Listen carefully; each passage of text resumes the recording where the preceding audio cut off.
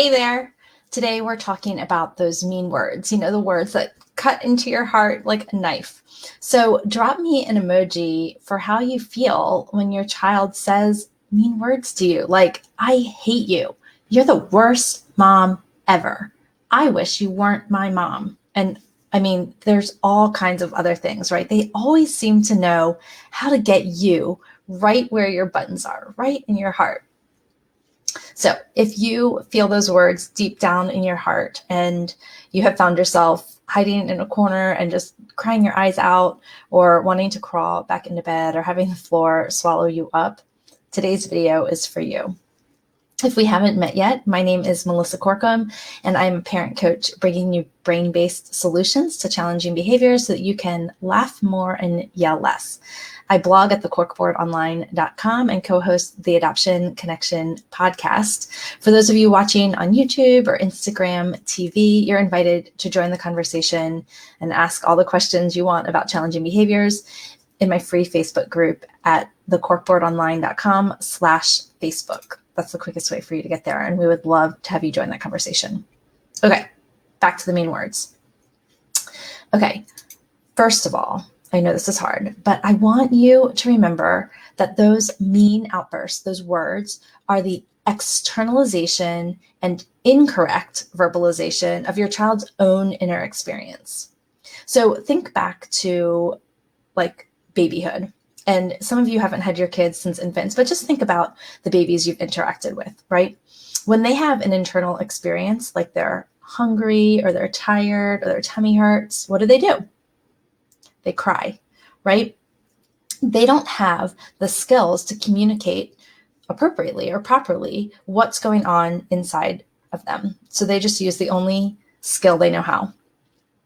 So also think about the last time a baby's cry like made you feel like the worst mom ever, right? It doesn't. We have an internal way, an internal interpretation system that tells us that that cry isn't about us, right? It's not personal. It's about the inner experience of that child, right? The first thing we normally think of is, oh, I wonder if they're hungry or if they need a clean diaper. Now, let's translate that to our kids who aren't babies anymore. A lot of them still have internal experiences, particularly really big feelings, but they could be tired, hungry, sick. I talk a lot about the only 5 reasons that kids misbehave, and it could be any one of those 5 things. But they might not have the brain development or the skills to understand and name what's going on inside of them. Or even if they could name it, they don't know how to communicate it properly.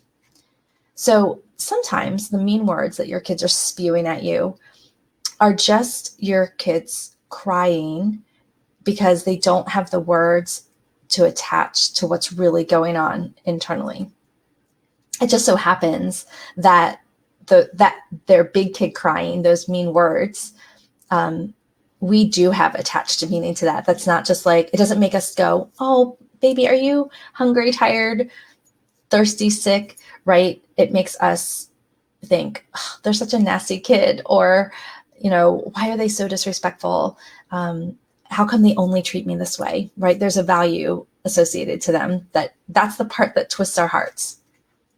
So here's what I want you to do your best to do. And I know this is hard and it takes practice. It's like building a muscle.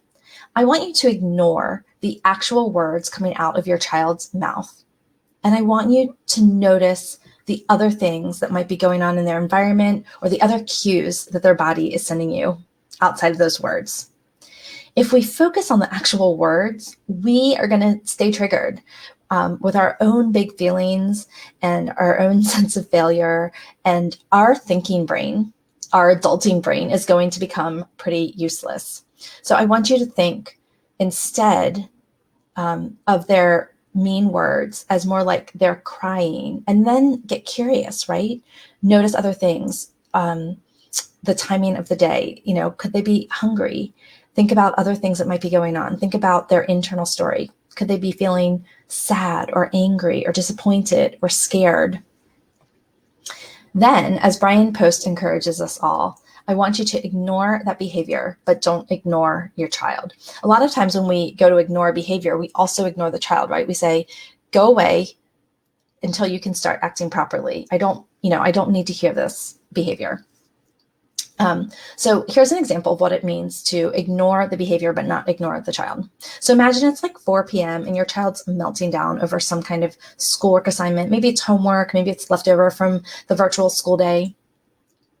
And they're saying, I'm not going to do this. And you're saying, we need to get this done. And they're saying, you can't tell me what to do. You're the worst mom. All the things that, except they're the exact ones that tug at your heart.